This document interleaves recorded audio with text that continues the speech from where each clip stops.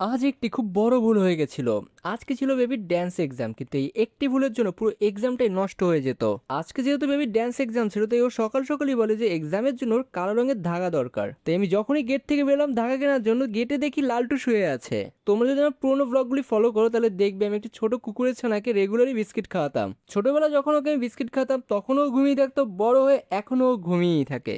দু চারটি দোকানে খোঁজার পরে অবশেষে একটি দোকানে গিয়ে কালো রঙের ধাগা পেলাম আমি। দেন আর কি, ধাগা নিয়ে আমি চললাম বাড়ির দিকে।